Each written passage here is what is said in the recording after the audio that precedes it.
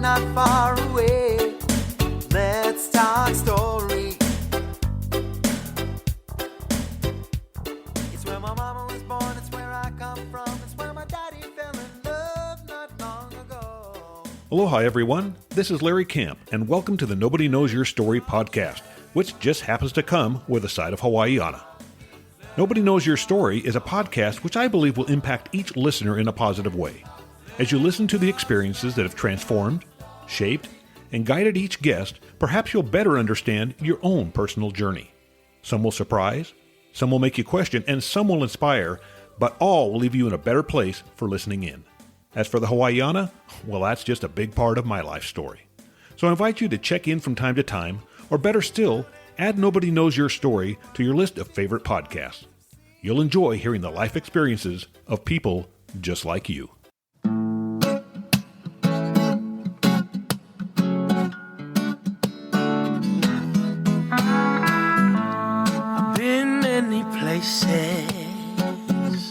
I tasted all the flavors. There's one thing I can't understand is why I'm never satisfied. There's nothing like the feeling when you start craving. Flashbacks reminiscing about that one very first luau. As I start to head back home, I call my brothers up on the phone. We're going back to the special place where you can't walk up for days.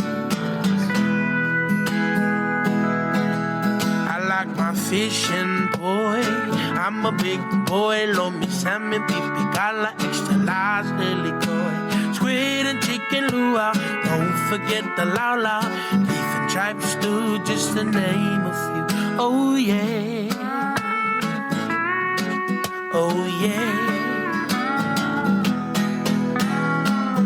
Can't forget Papa's speciality and Mama's pork mochi. Smoked meat, so you poke it, the rice can make a bad day feel real nice. I'm flashing back all over again. I know you feeling what I'm feeling within. And every local boy would agree that it's just a Hawaiian in me. I like my fishing, boy. I'm a big boy. Lomi, salmon, pipi, gala, extra large, really good. Squid and chicken luau, don't forget the lau lau. Beef and tripe stew, just to name a few. Oh yeah, oh yeah. I like my fishing, boy. I'm a big boy. Lomi, salmon, pipi, gala, extra large, really good. Squid and chicken luau, don't forget the lau lau. Beef and tripe stew, just to name a few. Oh yeah. Hey, aloha everyone, and welcome to another life story here on the Nobody Knows Your Story podcast. Now, we just heard Iam Tongi with his version of Fishin' Poi, and mid-podcast, we're going to hear Kiahau perform Maui. Now, quite often, guests are referred to me, and that's great because you guys out there that are listening to the podcast have your own stories or maybe know somebody with a great story. And yeah, send them my way because I'm always interested in people's stories. But that's how I found, or I've been introduced anyway, to Patricia Malanga. She was referred to me by Jolene Phelps, who, well, she was on the podcast not too long ago. Now, Patricia was born in Zaire, which is now called the Democratic Republic of Congo. How she got to the United States, what she's been doing, well, I'm pretty sure that's going to be part of her story she's going to tell today. Patricia, welcome.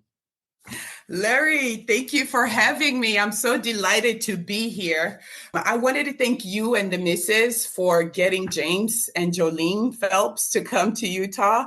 They told me how you guys started off like in Arizona, then Hawaii, then here. I mean, although they ended up in Salt Lake and you guys ended up in St. George, now they're following you and the missus in St. George. So I want to thank you guys so much. I'm so elated. I mean, I just want to share my story. Like you stated, Jolene, who's our mutual friend, thought that my story was worth telling. So I'm like, hey, let's go ahead and let me tell it. I should say that I don't think James and Jolene are naturally following us around. I just think it's just kind of worked out that way. We kind of joke about that a little bit, but yeah, they're good friends and we've known them for a number of years now. And yeah, it's fun for us to have them come into our area. They're going to be right down the road, like a mile or so. So that'll be fun.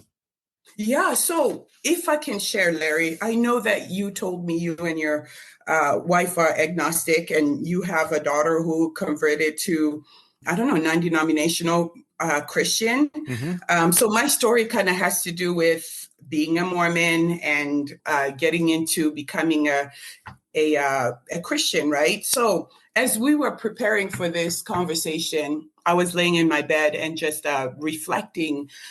I like to basically just kind of like meditate and see what I should be saying. I do believe I possess a prophetic ability. I know, Larry, you are like, Patricia, I don't know about that. But so here's one thing. As I was meditating about you and the missus, I was hearing God telling me, saying, hey, let Larry and the missus know that I am stalking them. I'm using Jolene and James because they keep going everywhere they're going. It's me chasing after them, coming after their heart. And their daughter has been praying for them. I've heard her prayers and let Larry know I'm after his and the missus' heart. He told me that you and the missus are very resourceful individuals. I've never had anybody use that word. Like sometimes, because I believe when God gives me a word to give to somebody, there's specific words he used. And he said, for you and the missus, you're very resourceful. That's a gift he's given you. You belong in his kingdom. He wants to apologize for human beings, man-made religions, which kind of takes away that relationship he needs to have with us human beings. But he is real. He is after you and the missus, and he has heard your daughter's prayers. So consider James and Jolene coming everywhere you are has him following you and the missus. So I'm just a messenger, and I wanted to get that to you. Well, here's one thing I say about that, Patricia. I just say, I don't know. And that's what I tell people. I say, nobody knows.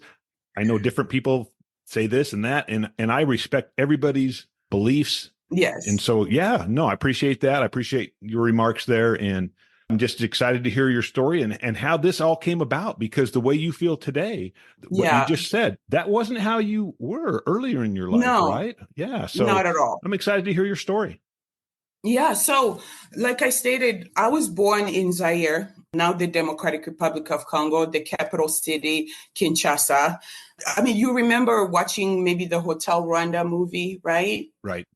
Yeah, so my dad has gotten employment eastern part of the Congo, Zaire at that time, and whatever was happening in Rwanda, it actually started like previous years before. So it was spilling over to the Congo. People were fleeing that part of Rwanda, because Rwanda and Congo borders on the east side. They were coming into the Congo. So a lot of ethnic uprising was happening, political turmoil. Mobutu has already, our former dictator president, has already been president for so long. He was losing power. He was losing grip. So there was just a lot of turmoil. So my family, we found ourselves in South Africa. And in South Africa, again, previously Nelson Mandela, because he got out of prison like in the late 1990. So a lot of, you've heard the term here, peaceful protest, right? So there was a lot of protests happening, burning of buildings, businesses and such. So we were not at peace in South Africa around the Johannesburg area either. So we ended up in the country of Eswatini, which is a little kingdom there in Southern Africa. So there we were refugees. survived a lot of turmoil. We were there for 6 years. Grateful to the Western countries like the United States, Australia, the UK, France. They do give refugees abilities to apply for resettlement programs so that they could come to countries where they will do better. So my parents applied. We were vetted extensively. Okay. So we came here legally on a plane, and we were vetted and approved, and we came to Utah. Oh my gosh, Larry, it was a culture shock for me. Okay. I was about 13 years old in 1998. It was a culture shock. You ever seen so many white faces? Well, South Africa does have white faces. But I've never seen a computer before. Like, right. I've never really saw a computer before. So I had to learn how to type. I felt like, but great thing though, I knew how to speak English because in South Africa, we spoke English. The education level that I received over there, here, kids were a bit more advanced. But one thing I had was discipline. So I found myself in junior high. I would be given homework. I would study. I would read, come to class, raising my hands. But the kids, I mean, I couldn't believe they could talk back to teachers, Larry. They were very disruptive, and I'll be looking at them. I was like, because in Africa, where I grew up in Eswatini, if a child talks back to a teacher or fails a test or did not read homework, they did not prepare to come to class, they will be beaten with a whip, Larry. Like, teachers were allowed to abuse the children. So when I came here, none of that was happening. I was in shock. I was like, so you're telling me I could misbehave? But because of the way I was wired from coming from Africa, I couldn't do it. So my parents-teacher conference meetings were amazing. My parents were getting all types of praises for my behavior, me turning in my assignments. It was just a different world. And the fact that students did not wear uniform, that was new to me. And they could have their hair pink, purple. What?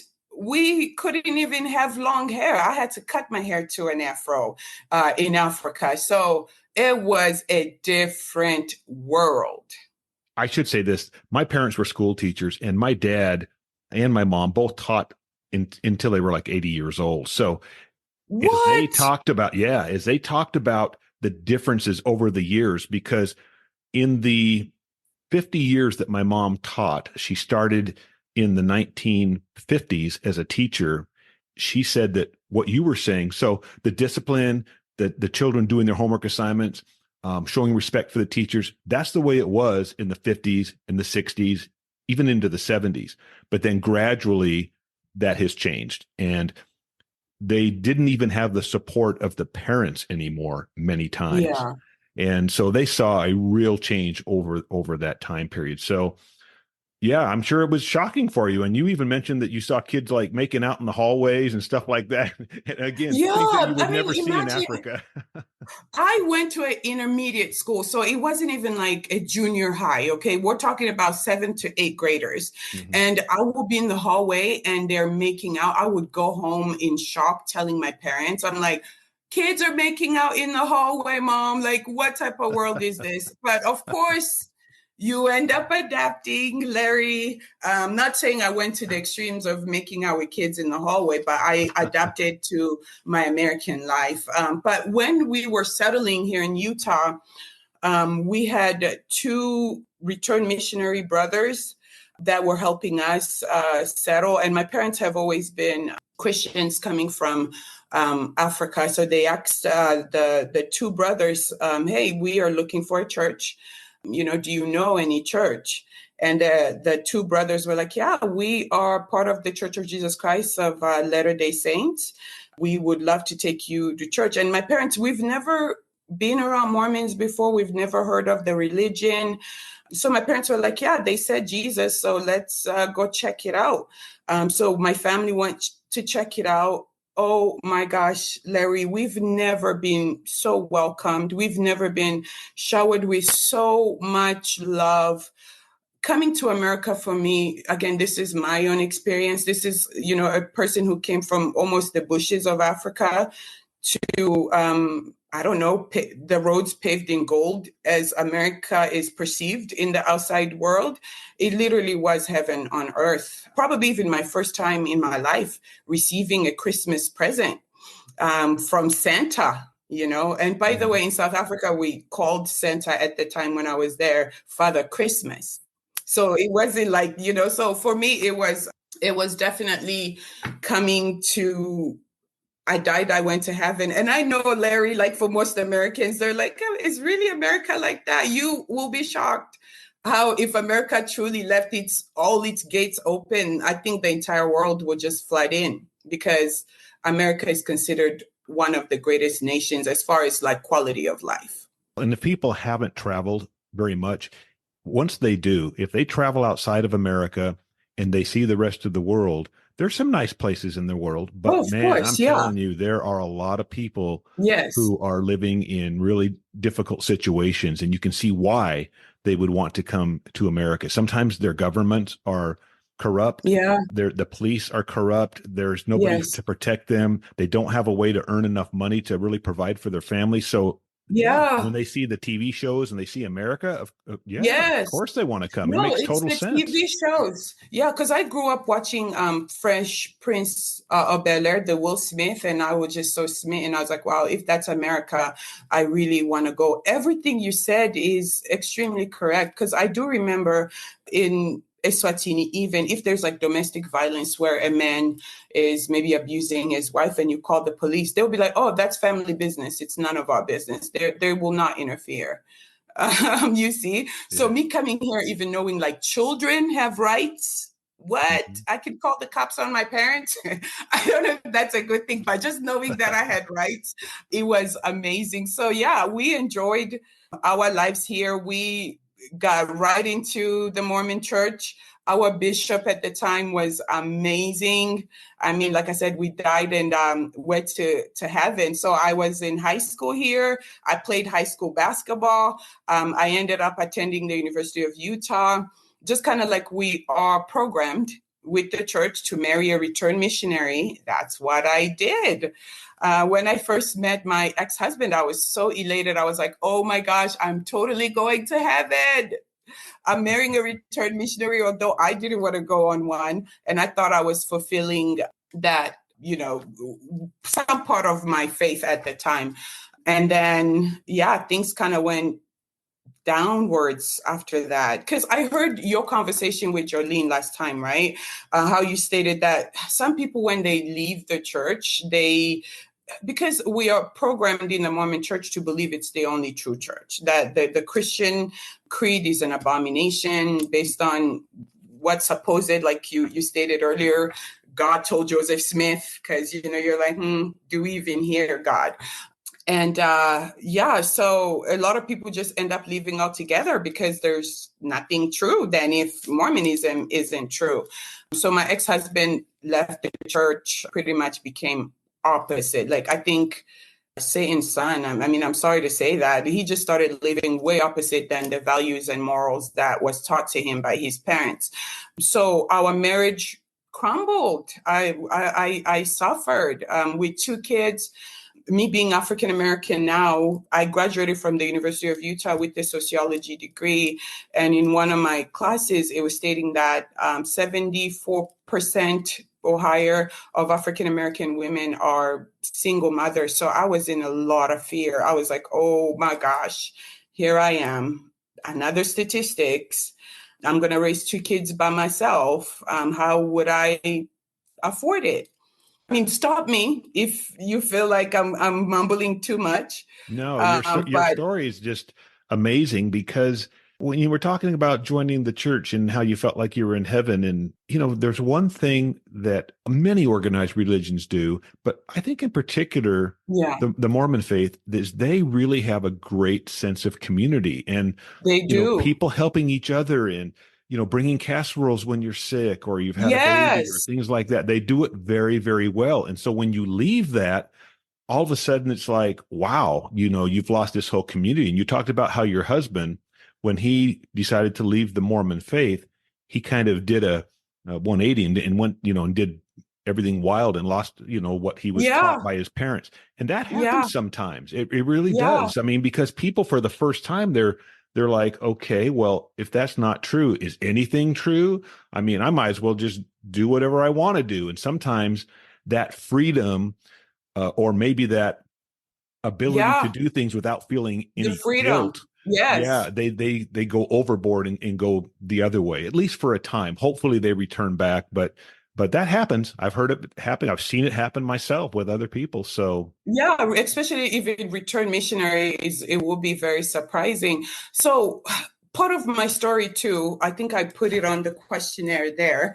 I kind of came into crisis of faith. So Utah is not known to have a lot of population of African Americans, right? So when I turned about 17, I started working at the airport. So that's when I was introduced to a descendant of slaves, of course, African Americans.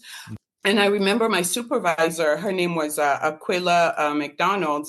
She asked me, she said, "Hey, what faith are you?" I'm like, "Oh, I am Mormon." And she looked at me, she said, "You're Black and you're Mormon?" I was like, "What does that have to mean?" She's like, "Well, their book says that Black people are cursed."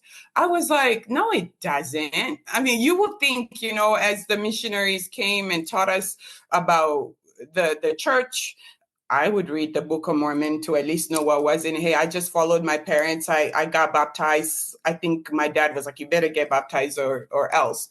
So I never read into that or anything like that. So she told me, she's like, "No, the reason why a lot of African Americans do not turn to Mormonism is because they kind of know the history a little bit. They understand that it has taught that Black people are cursed." So I kind of brushed it off at that time.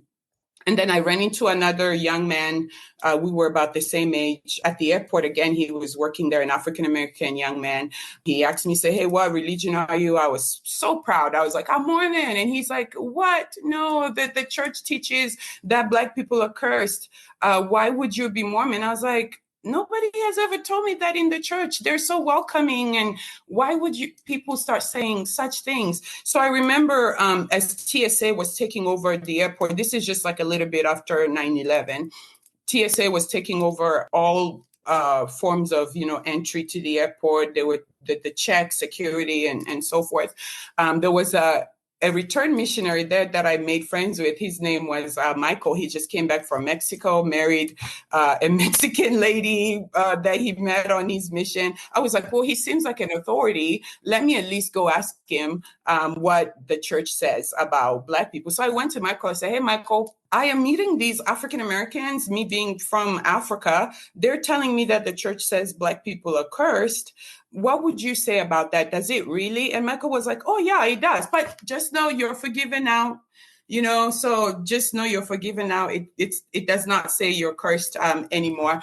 And I remember that kind of puzzled me. I was like, really? But that never led me really to a crisis of faith. Again, because it has to do with the community, how they treated me, how loving and welcoming they were. Because you have a family of 6 that are coming to a new country with knowing nobody, knowing no one. But then you have these group of strangers that are just so welcoming to you that it's like, wow, God, thank you for this.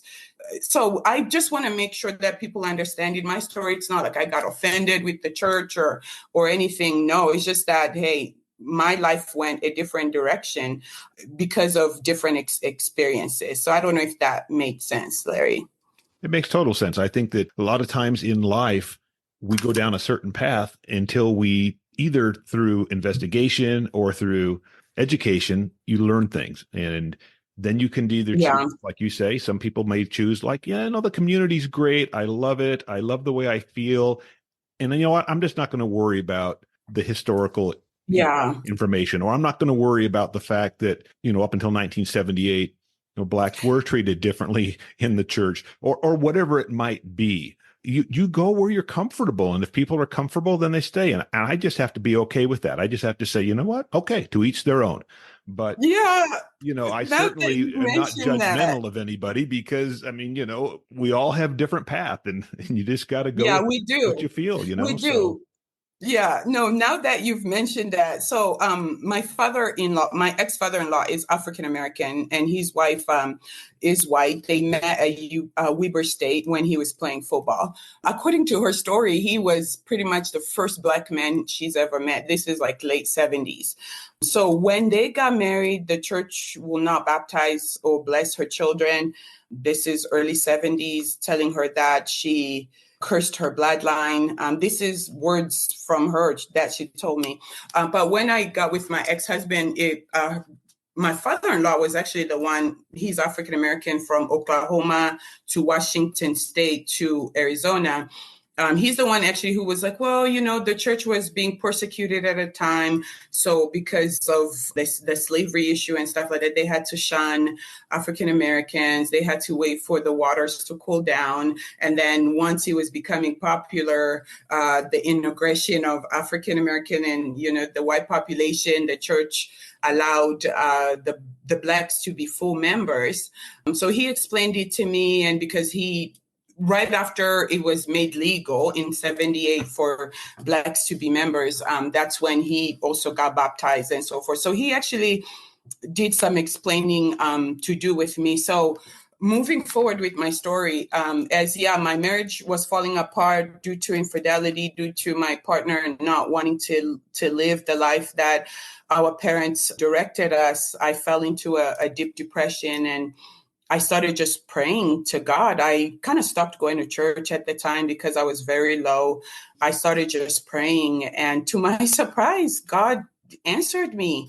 He started at first. Have you ever heard of Sean Craney from Heart of the Matter? I have not. You have not. So he's a former Mormon who went on his mission. His heart changed against the church.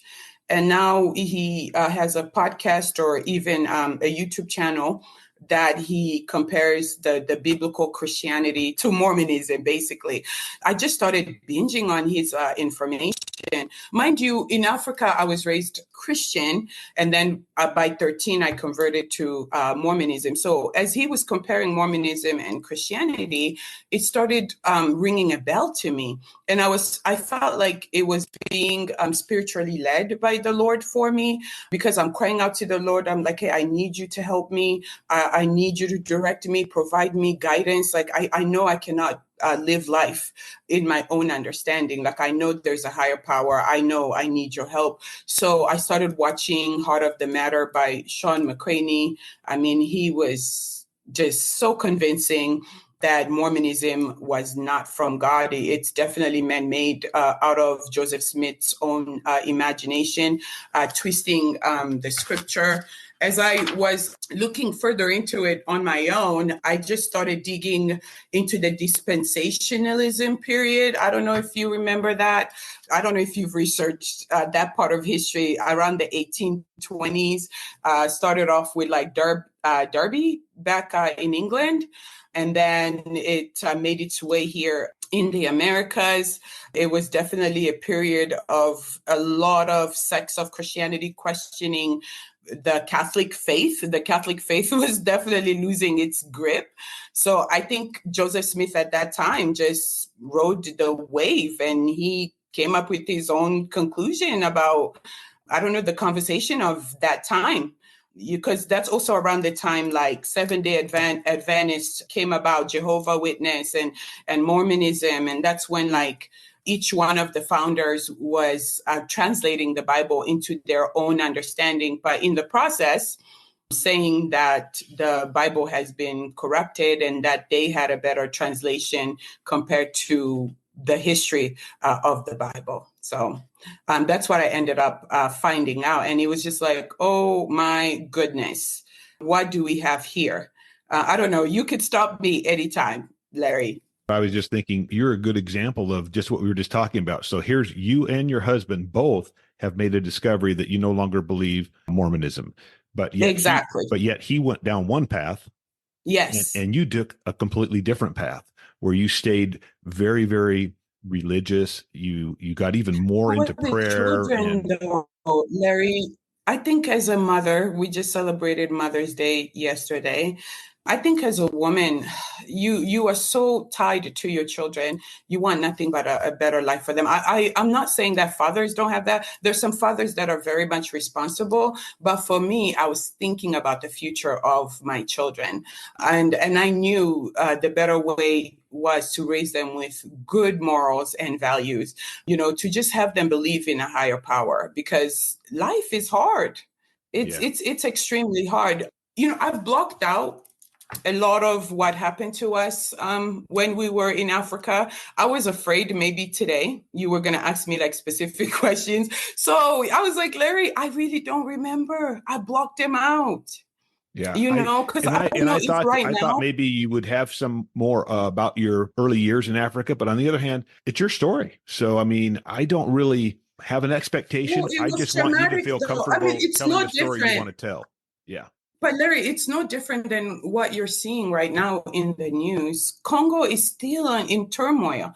Starting about 1997, it's estimated over 10 to 20 million Congolese people have perished due to wars, just endless wars. The people have not known peace yet. About 90% of the country is illiterate and in poverty. People are fleeing that nation. So there's over 10, 15 million diasporas right now in different countries. So for me, it's like it's a genocide. So, I mean, as a child, hearing gunshots and being locked in your house for a period of time, not to go outside, I'm going to cry. Not having food to eat, not having proper clothing, that's traumatic. So for anybody, they could block it out, So that's why, like, the freedom and the happiness I found here, it was like, oh my gosh, I don't know why I got so lucky to be one of those people that were able to get out.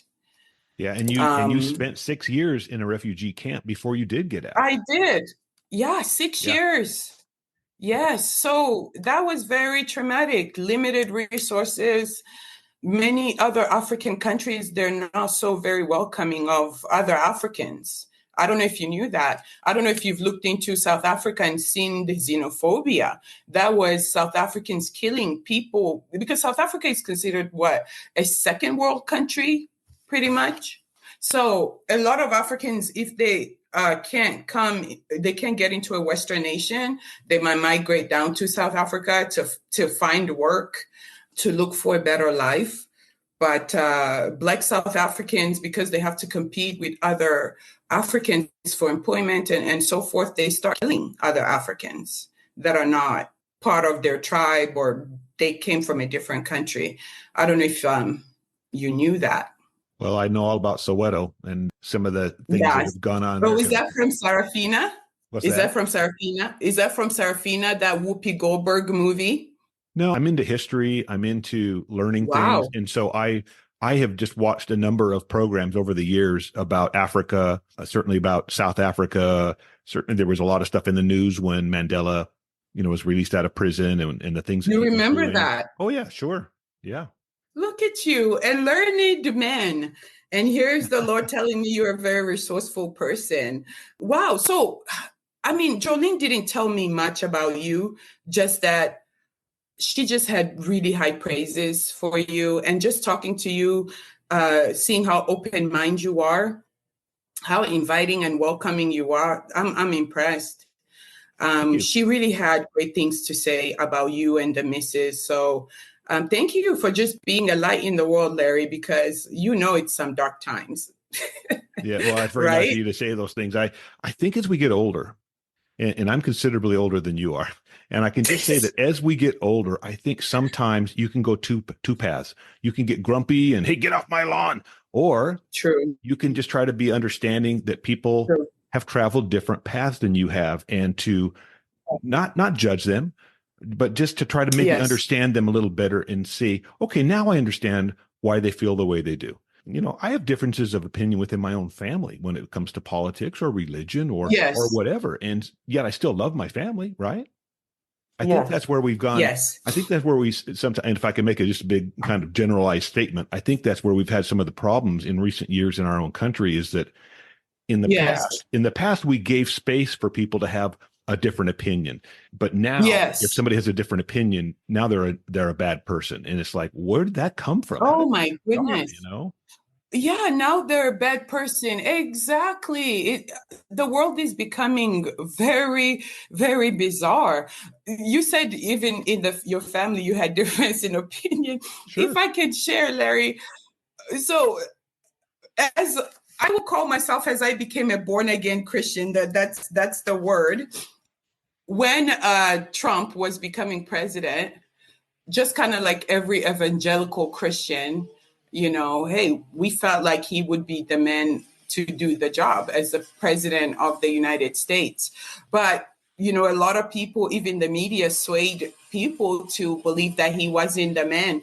And for me, being Black and supporting, Donald Trump, who was not popular amongst people of color, oh my goodness, I lost so many relationships, Larry, just because, I was like, no, he's the man for the job. Let's forget about his past. Everybody has a past. Let's see about the future.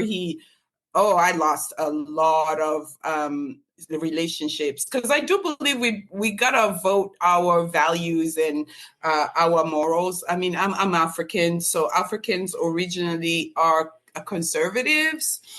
So I just am conservative in a lot of ways. I just want to keep the order of family. I just want to keep, God ahead of my life and so forth. So it created a lot of issues. Even my own siblings up to date, we barely could sit in one table to have dinner because of that. So it is some hard times for sure. It is. So I guess that's American politics for you, right? Yes, we have to learn to be able to disagree, but not be disagreeable, right? So, and I think that true. That's and what we all need to maintain work those on. loving relationships. Yeah, and sometimes just realize that maybe it's more healthy not to talk politics at the dinner table. Oh man, it's difficult. Since Biden has been president, we have not been talking about politics anymore. So I guess that helped.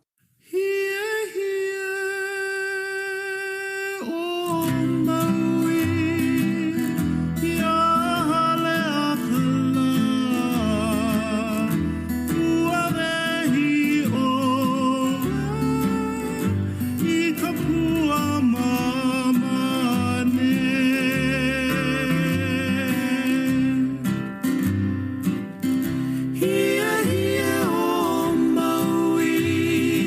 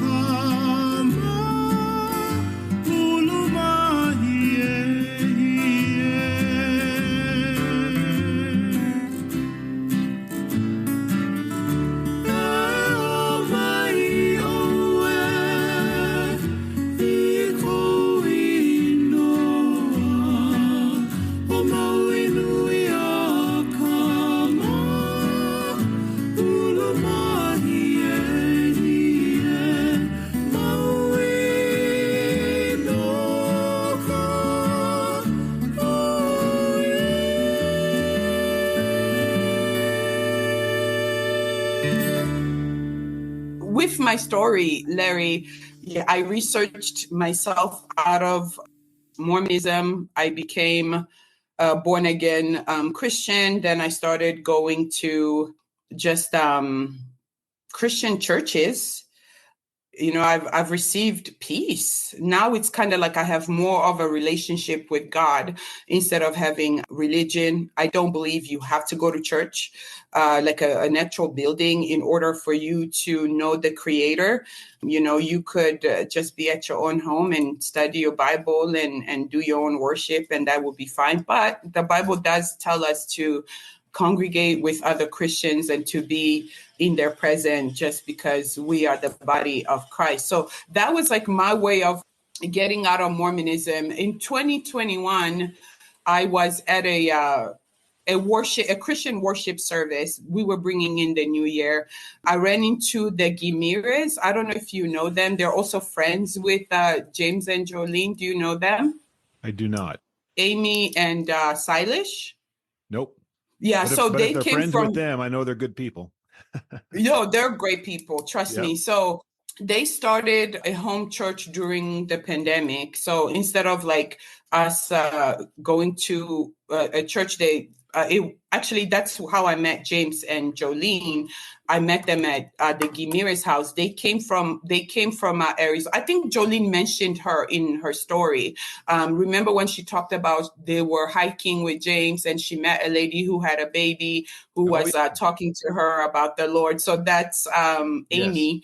Yes. So I met Jolene and James at their house. So, I mean, I heard James preach at the home church, and I was just astounded. He was such a great teacher of the Bible. He was talking about the manuscripts of the Bible, its authenticity, the way he was explaining it. It was so understandable to me. I just sat there in awe. And Jolene's spirit, I'm just like, wow, you are such an amazing woman. So I remember I was prophesying to Jolene and James. I was like, hey, I do see you guys becoming pastors one day. I do see the Lord sending you to assist, more people who are coming out of Mormonism and they want to continue their faith in Jesus Christ. I thought at the time that they were going to expand the home church, but it was more like them coming down south where you are and starting their own Christian church down there. So I prophesied that over I told Jolene about her and her husband starting a church. This was in 2021. So it just barely manifested, I guess, this year. So she's leaving us here in July, and I am upset, but she invited me to come down south. So hopefully I can come say hi to you and the missus too, Larry, just to say hi.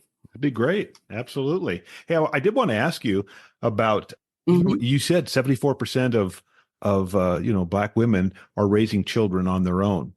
You had these two children. How has it gone? How's life been for you and your two children? So I have a village. In Africa, we do believe that it takes a village to raise kids. My white mother-in-law, just a very incredible woman. She's been my backbone. My mother, the statistics also real quick of like a white woman and a Black man to be married for long is like 25%, and they've beat the odds. So they're still together, my mother-in-law and my father-in-law. She was 19 and he was 22, 23 when they met, and they're still married strong. So they've actually been my backbone. So if I'm going to tell you I'm doing it by myself, like many African-American women, I'm lying. My in-laws stepped right in and they helped me. My own parents helped me. My ex-husband kind of had mental issues, so he hasn't really been, but I think now he's coming around. But yeah, no, I didn't do it by myself. I will be lying, Larry. So for me, it's been going well. My son, he's 15. My daughter's 16. They're both in high school, getting good grades. But teenagers, Larry, maybe you can give me some pointers. They're never always perfect, but I would say, though, we are more on the good side. My fear, as a Black woman, you know, with the political climate that has been happening for the past few years, you know, there was certainly fear because it also known it's because of the lack of fatherhood in the home. That's why a lot of, you know, African American males end up in prison and end up with disciplinary issues. So that was my fear. But so far, it's been going well for me. Well, that's good. That's good to hear. I mean, there's no guarantees in life. I mean, I remember telling my No. kids, look, we don't have a book that tells us how to be a parent. We're just kind of winging it. We learn from our parents and we learn from our friends and we learn Yeah. from those around us and we watch Dr. Phil and, you know, whatever. Yeah, But I true. mean, we're doing the best we can. I remember growing up, I don't remember who said it, but somebody said, teach them correct principles and let them govern themselves. And so we taught our Wow. children the correct principles, but that doesn't mean they didn't make bad choices sometimes. Just Yes. same with me. I mean, so you just hope that your children, when they make a bad choice, you just hope that it's something that doesn't have a consequence that, you know, takes them down another course or you know what I mean, a different path and I making it agree. wrong. I So think, you yeah, know, race apart. I mean, I think all parents, we all have concerns about our kids. We just want them to have a better life. You are absolutely right. We all are concerned about our children. It could go left or right, but we don't want them, the mistakes they make in their teens, have an effect on them in their adulthood. We just want them to grow up and be great, productive members of society. Like you said, we learn from each other. I mean, how many kids do you and the missus have? we have three children, and I was just going to say that my oldest son, wonderful child, Crosby, but he made some bad choices when he was 18, 19 years old. And he started using drugs and it's affected his entire adult life. He's 41 years old now, and he's been in and out of prison several times. He's out right now currently, and, you know, he's trying to make better choices. He's trying to get a career so that he can have a good life, because that's the other Wow. thing. When you go down a wrong path that sets you on a different course, sometimes, if ever, you may not be able to get yourself back on the right course. So he's still trying to do that, and Wow. we're supporting him, you know, as we can. Wow. So that's our oldest Wow. child. My second son passed away in 2018 from a ruptured iliac artery, and so, you know, he had just gotten married a few months earlier, and so that was pretty sad. We're still, you know, Oh, that something we is still deal with. devastating. I'm sorry, Larry. Yes, yes. Well, thank you. And I just, you know, a lot of people who listen to the podcast are aware of that because it gets brought up Yeah. occasionally. But I will say that, you know, our youngest is a Your daughter, daughter. and she's doing well. Her husband's in the Coast Guard. They're actually in the process this week of relocating to Alabama. So they're going to Oh, Mobile, wow. Alabama. The South. Yep. So that'll be a different experience for them because they've always lived in the West, you know. So, Oh, but that's wow. part of when you're in the armed forces and you Yeah. get moved around, you can be anywhere, especially if you're in the Coast Guard. You go where there's water. So they could be in Guam, they could be in Puerto Rico, Oh, they could be in wow. Alaska, they could be anywhere. So this time it's Mobile, Alabama. I thought that was inland, though. Is Alabama by the water? It is. So it's part of the Gulf Coast. So it Oh. actually kind of borders with Louisiana and Mm-hmm. Florida. So it's right there between Yes. Florida and Louisiana, but on the coast. It's where Jimmy Oh, on Buffett the grew up. coast. I'm gonna look it up now. I'm like, I forgot how the map. I've never really. No, I've passed through Alabama before. Wow. So it just seems like, yeah, you and the missus, you directed your children the best way you know how. Does your oldest son have kids? Do No, you have he's never been grandkids? married, no children. You know, if you think about it, and this is again part of getting older, and just especially if you're interested in learning things and statistics, and Yes, as parents, you always love your children. You may not love the things they do or the decisions they make, but you still I love your agree. children. And I'll never Mhm. forget. I believe his name was John Hinckley, and he shot President Reagan, and he ended up going Oh, into a mental hospital for many years. And it would show his mother visiting him because that's still her son. And I just remember thinking, he did this terrible thing, but yet his mother yeah, still loves him. She doesn't love what he did, but she yeah. loves him. And I think that's what how it is to be a parent. You know, you love your children, I you agree. want to support them as much as you can, but at the end of the day, they're going to make their own choices, and they may not be choices we agree with, but you just hope that they, as we said earlier, we want them to be happy. That's what you We want for your do. children. Mary, so, I mean, I don't know if I'm speaking for every African, maybe my experience. So, a lot of African culture, it's not a very lovey-dovey, speak to your children, I love you type of thing, right? So, I don't remember growing up, my parents telling me they love me, but it was the gestures and things they did that prove otherwise. So, when I was going through my divorce and I'm looking at my ex-husband as the devil himself, but his parents were behind him 1,000%, even though they disagreed with the termination of our divorce. But they were behind him 1,000%. And I hope in the process they were giving him great advice, but especially his mother, I'm just like, he's doing drugs. He's causing you guys a lot of money. He's doing this. He's doing the third. No, his mom was still behind him. So the love of a mother knows no bound, you know, if she's a great woman. Even though your children may be an adult, you still want to see how you can help them. So, yeah. Glad your kids are doing well. You know, life is a journey, and, you know, there's going to be ups and downs, and there's going to be happy times and sad times. And it's how we respond to the adversity that we I encounter. agree. Yeah.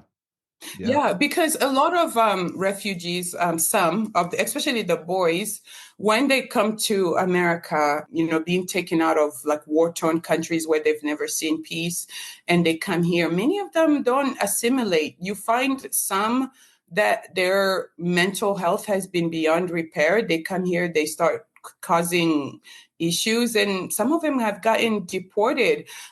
So yeah, life is basically what you make of it, though. You also have you don't have the responsibility of what happened to you. You could be responsible of the outcome of your life, in the sense that the choices you are making. Because I had also a traumatic beginning, but I chose in the process. I mean, I was given the opportunity to come to one of the greatest nations in the world. I mean, I found that a lot of Americans take this country for granted. I know this country has history, but which country does not have history? I was just telling you, I said, in my own country, Zaire, there were ethnic uprisings. That means we're all the same skin color, but because you're from that tribe and I'm from this tribe, I'm trying to kill you. Right. So as long as we're human beings, we are going to make mistakes. We are not going to be perfect. But, you know, we should always strive to be better, to love our neighbor. You know, for me, that was me subscribing to God, because he's the only peace I have. He's the only one that makes me love my neighbor and care about my community and wanting to do better.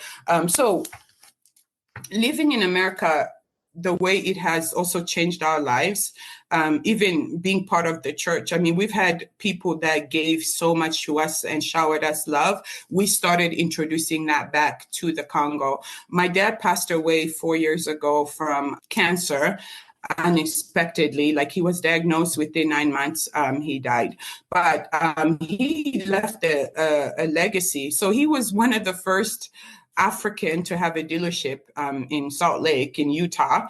He was exporting vehicles to the Congo to sell it. We try to help our communities bring jobs in the Congo. We would take investors, but because of leadership in Congo, the corruption, it just became unbearable, because you would have the police coming to your office saying, you got to give us so much amount today or we're closing your business down. It was unbearable. Because of what America has taught us, my brother then was like, you know what? I got to help this country. I have to be the change I wish to see in the world. He decided to move back to the Congo, run for at least a governor of our county. This is him like at 26 years old. Then a corrupt politician paid the soldiers.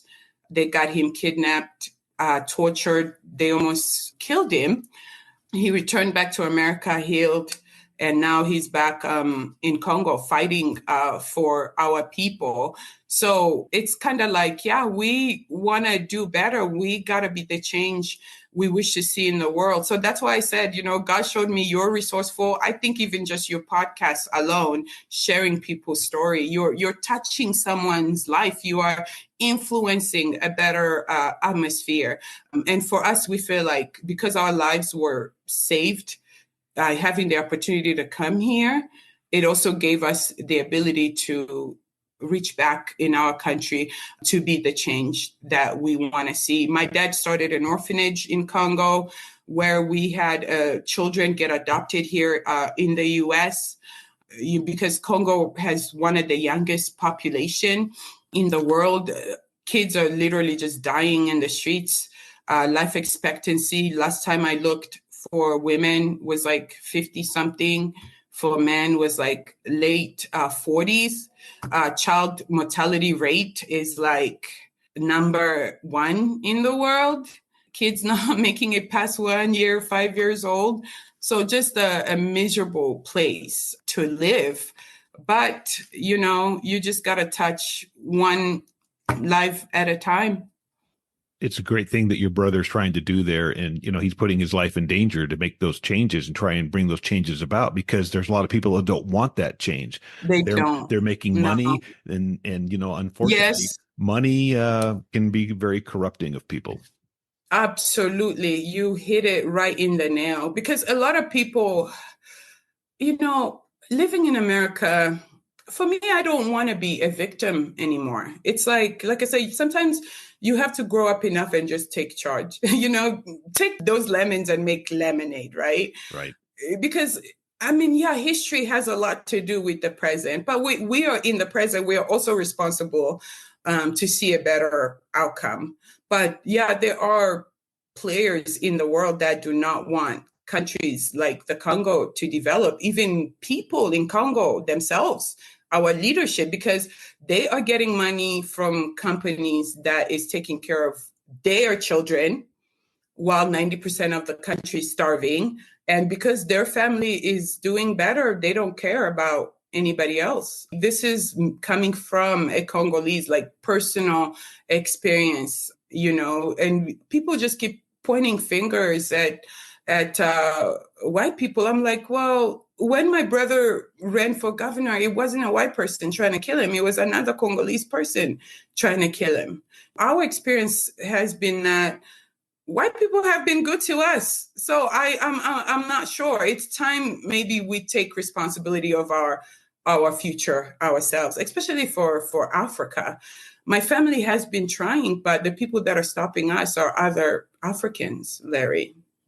Your story is one that I guarantee you the listeners have learned things today that they did not know. And that's what we get a lot of times out of these life stories and sometimes they're not things that are life-changing, but and sometimes they are. And I'm telling you right now that a lot of the things that you have said are going to change the way that people think about not just maybe African Americans, but maybe people who immigrate from other countries, because that's in the news a lot now. And the one thing that you said in the very beginning was, you guys did it though legally. You did it the right way. And that's where I think a lot of times people have a little bit of a disconnect with people wanting to come to America. They're like, okay, you can come, but do it the right way. And I think that's what you're saying too, is that that's what you guys did. I know, because for an American to go to Congo right now, you need a visa. It's like our issues in Congo, it stems of our open border in the East. Those neighboring countries do not have the same natural resources we have. So they come and plunder villages, kill an entire village because they have no connection to our people. Even though they were supposed to, but they know they are from this country and they know they want resources from this country. So they don't have any issues killing people from this country so they could get those resources and make their country better. You see? So when people in America state that, it's racism or not, we're having open border, I'm like, in Africa, where I come from, the reason why we are having issues too is because of an open border. Right. So these are just conversations to be had. It's like you stated, it's important for people to hear different opinions, because having the conversation is really important. And like you said earlier, a lot of people that live in America don't appreciate what they have because they have never known anything else. And if they get out and they travel and they go to some, especially if they get into some of the second and third world countries, then you really see why these people want to come to America, because America really is still the land of opportunity. I believe that 100%. It really is. Yep. Larry, in Congo, the government have tormented the people so much, and they have put so much fear in them. They cut off electricity. It's impossible to get Wi-Fi. They don't really have access to the internet. So the government has made them kind of prisoner of their own country. So they don't really, a person, when they call it megabytes, when they get megabytes on their phone to have the internet to make calls, they're not going to use YouTube. They don't have unlimited Wi-Fi over there. So they don't know what's going on in the rest of the world. And their government intentionally did that to them to keep them in the dark. So they don't know, so that they could continue keeping them enslaved. That's not, because of America, my brother going to school here, training in ROTC and studying to be a pilot and so forth. It was here that removed that fear out of him. So he gained that American confidence. He gained that American fight. I'm seeing how America is going right now and how they're almost texting us to death. I was like, you guys fought a war with the British for tax on tea.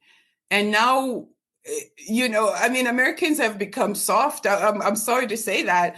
You're no longer the Americans, I knew. Maybe that could be intentional by the government. But yeah, in Congo, it's complete dictatorship.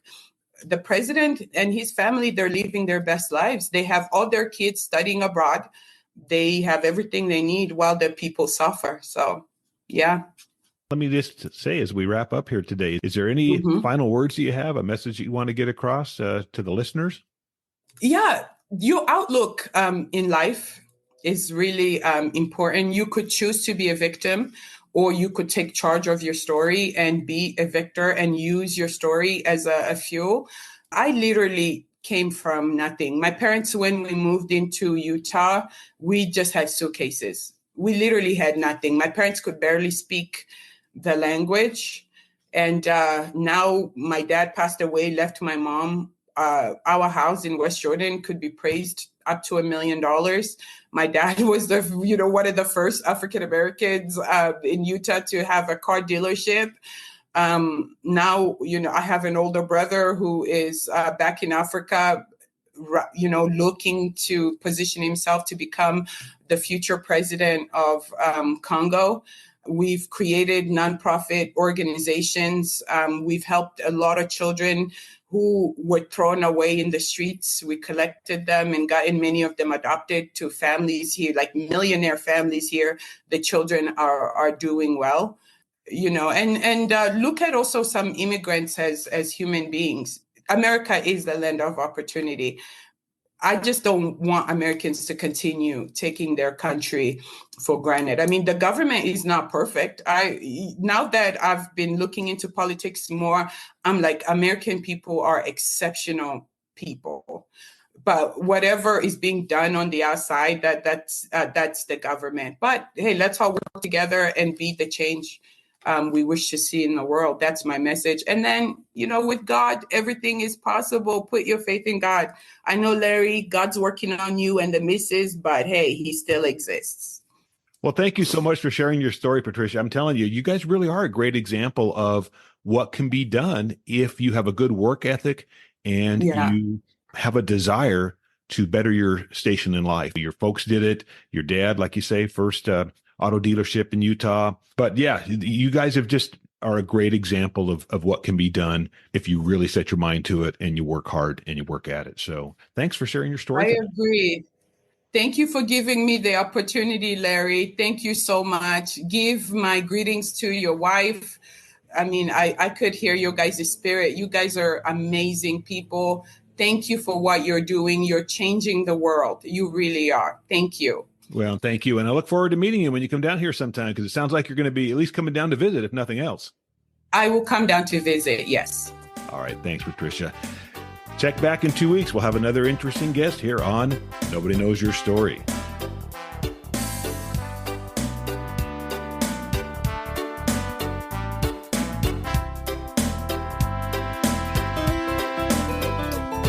Down a little old country road not far away. Let's talk stories.